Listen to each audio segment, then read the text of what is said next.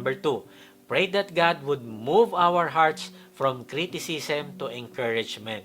Sabi sa mga taga-Efeso 4:29, huwag kayong gumamit ng masasamang salita.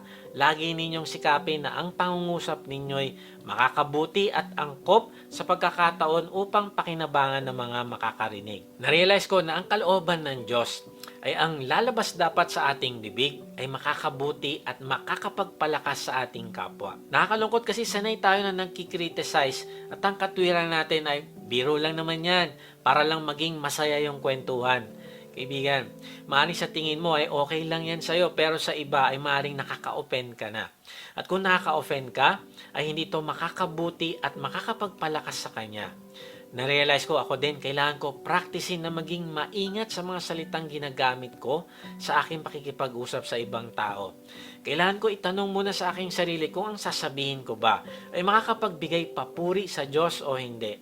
Kung ang sasabihin ko ba ay magiging daan para mamangha ang kausap ko sa kabutihan ng Diyos o sa kabaligtaran ay manghina siya at lumayo pa sa Diyos lalo. Kaya kaibigan, sa halip na mag-criticize ka sa kausap mo, ay maghanap ka ng mga bagay sa kanya na pwede mo purihin. Bakit? Kasi pagpapakita ito ng pagmamahal. Sabi ni Mother Teresa, if you judge people, you have no time to love them. Kaibigan, pag-isipan mo ito. Kung ikaw ay mamamatay na ngayon, ano kaya ang huling salita na maaalala sa iyo ng iyong mga mahal sa buhay? Noong nagkaroon ng 9/11 attack sa Amerika, ay yung mga taong nabiktima ay nagkaroon ng pagkakataong makatawag sa kanilang mahal sa buhay.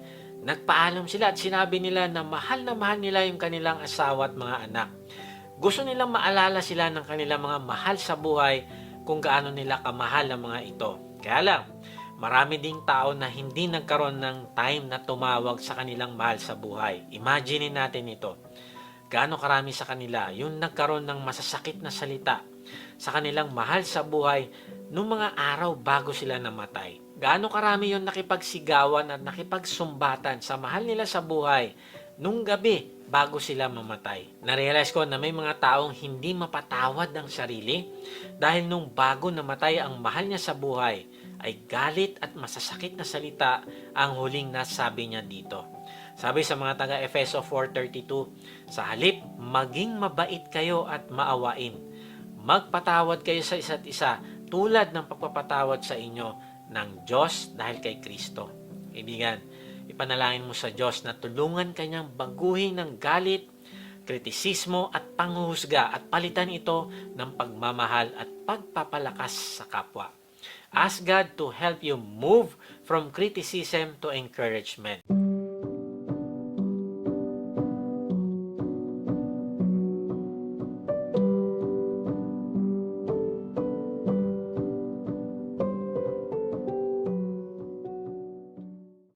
Have you ever been the face, been the object of someone's hate?